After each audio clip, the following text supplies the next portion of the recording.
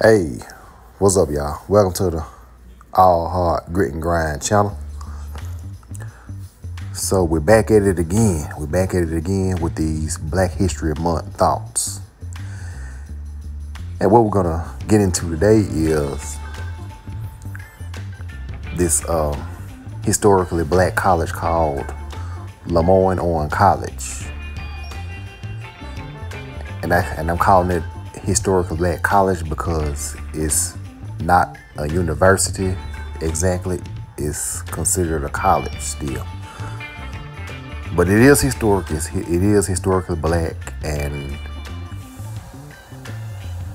what happened was there were some housing projects built across the street from this college back in the late 30s, early 1940s. And I used to always wonder what would make them build some housing projects across the street from a college. Now, I used to always wonder it when I was younger, but then I began to learn that things were different back then. The projects weren't run down and dilapidated as they had become in the later years. They were actually decent and clean and way more suitable to live in and safe to live and walk around and enjoy yourself without the fear of being robbed or your home broken into or attacked or anything like that. And also they were temporary housing for people in transition on making moves, making some power moves. It was just temporary housing. That's what the projects was meant to be. They were just trying something out. That's why they were called projects. So they built these projects across the street from this college, and I was reading something not too long ago, and there's a couple of things that I didn't know on how they came about to select residents to live here. And I found out that the city asked students at this college to conduct a survey amongst the potential residents of this new development at the time.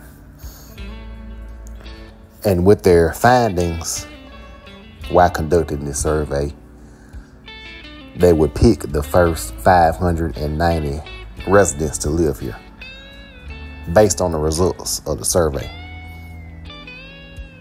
So in short, the first residents of this housing project were selected by students of this college that was across the street from this new development.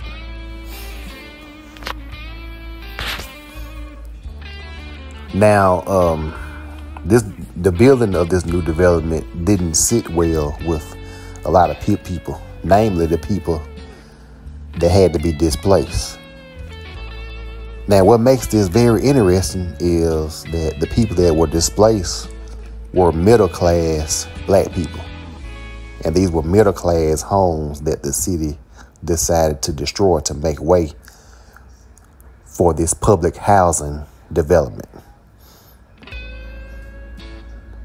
Now, isn't that ironic? Because today is vice versa. They turn down the projects to make way for middle-class developments. Well, back then, they demolished a middle-class black neighborhood to make way for public housing. Now, if that ain't ironic, I don't know what is. So it just leads me to believe that over the course of generations, people in these high places, high positions were just playing musical chairs with us melanated people. whether we had money or not. It's just how it was. You know, whether you got money or not, you're in their space and they can do what they want with your land, and it's just how it is. So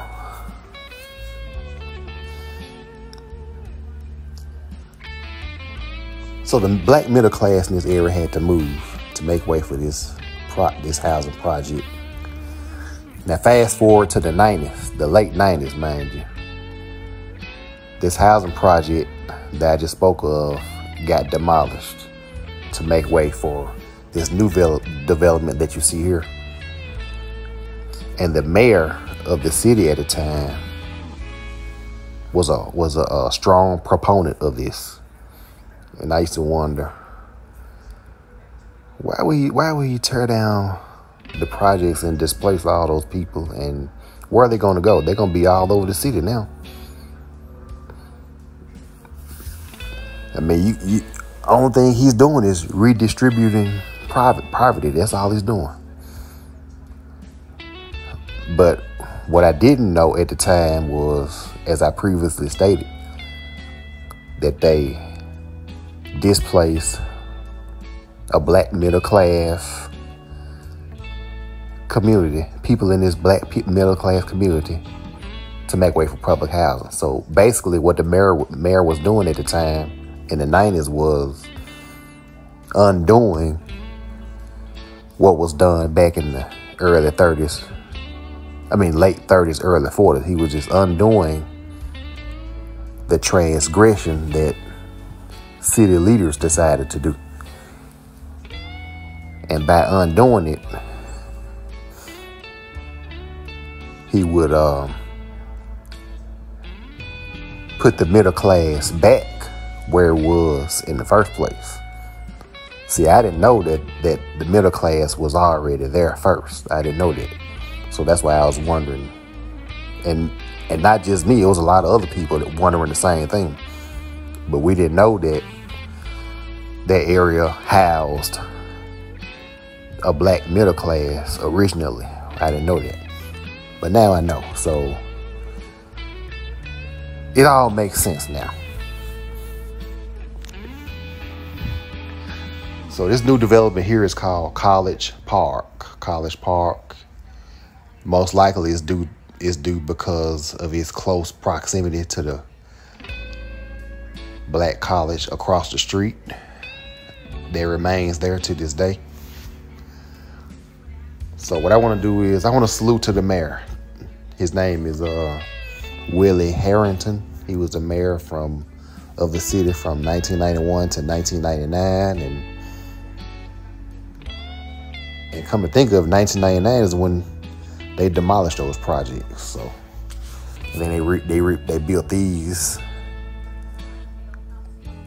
at the beginning of the new millennium or something like that. So